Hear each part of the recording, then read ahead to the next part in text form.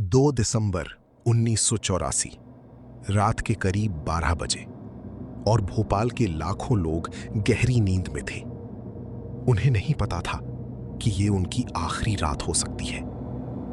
भोपाल मध्य प्रदेश की राजधानी, एक शांत खूबसूरत शहर, झीलों का शहर। और 1984 में इस शहर की आबादी थी करीब 9 लाख। शहर के उत्तर में एक बड़ी फैक्ट्री थी, यूनियन कार्बाइड इंडिया लिमिटेड, एक अमेरिकी कंपनी की भारतीय शाखा। ये फैक्ट्री कीटनाशक बनाती थी खेतों के लिए, किसानों की फसलें बचाने के नाम पर। लेकिन इस फैक्ट्री के अंदर एक चीज बन रही थी जो किसी की जान बचाने के लिए नहीं बल्कि मौत का सामान थी। उसका नाम था MIC, मिथाइल आइसोसाइनेट। ये गैस इतनी जहरीली है कि हवा में मिलते ही इंसान की फेफड़े जलने लगते हैं, आंखें जलती हैं, सांस रुकने लगती है और अगर ज्यादा मात्रा में सांस में जाए तो मौत। और उस रात इसी गैस के हजारों किलो भोपाल की हवा में घुल गए। लेकिन ये हुआ कैसे? क्या सच में ये एक हादसा था या ये लापरवाही की वो दास्तान है जिसे जानबूझकर दबाया गया? रुकिए, क्योंकि अभी असली कहानी शुरू होती है। 1969 में यूनियन कार्बाइड ने भोपाल में ये प्लांट लगाया था। शुरुआत में ये सिर्फ कीटनाशकों की पैकेजिंग करती थी, लेकिन बाद में यहीं पर MIC का उत्पादन भी शुरू हो गया। अब MIC कोई साधारण केमिकल नहीं है। इसे स्टोर करने के लिए बेहद सख्त नियम होते हैं। इसे ठंडा रखना जरूरी है, इसे पानी से दूर रखना जरूरी है, क्योंकि पानी से मिलते ही MIC का तापमान बढ़ता है, दबाव बढ़ता है और वो टैंक को फाड़कर बाहर आ सकती है। और उस रात ठीक यही हुआ।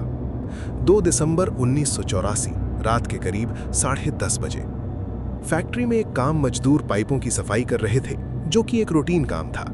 लेकिन कहीं ना कहीं पानी उस पाइप में घुस गया जो MIC के टैंक नंबर 610 से जुड़ा था।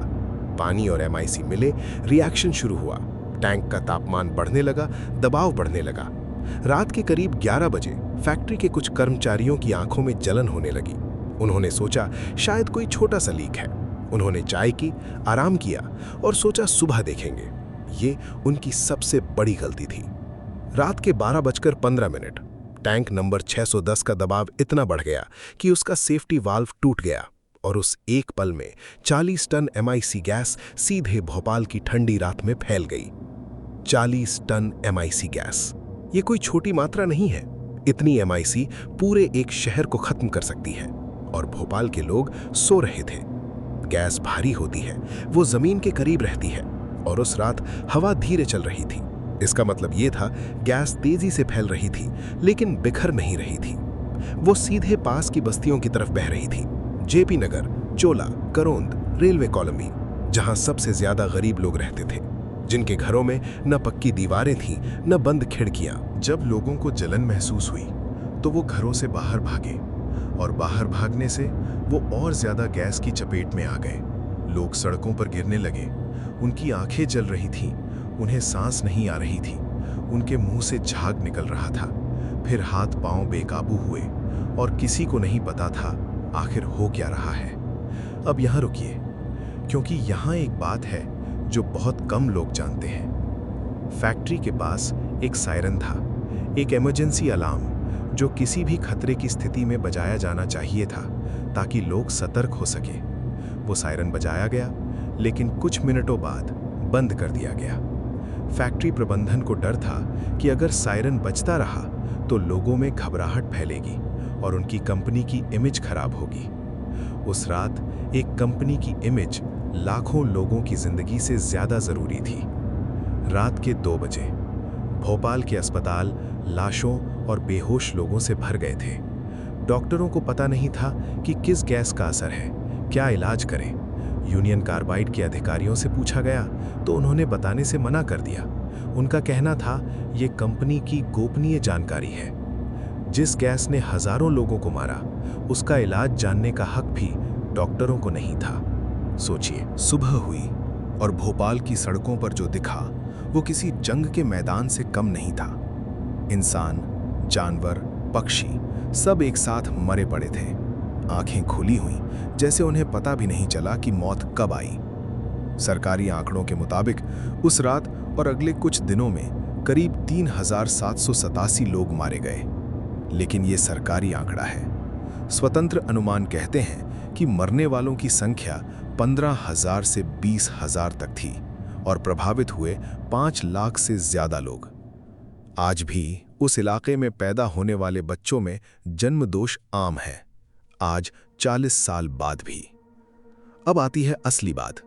इस हादसे के बाद यूनियन कार्बाइड के सीईओ वॉरेन एंडरसन भारत आए। उन्हें गिरफ्तार किया गया, लेकिन महज कुछ घंटों बाद उन्हें जमानत मिल गई और वो चुपचाप अमेरिका लौट गए।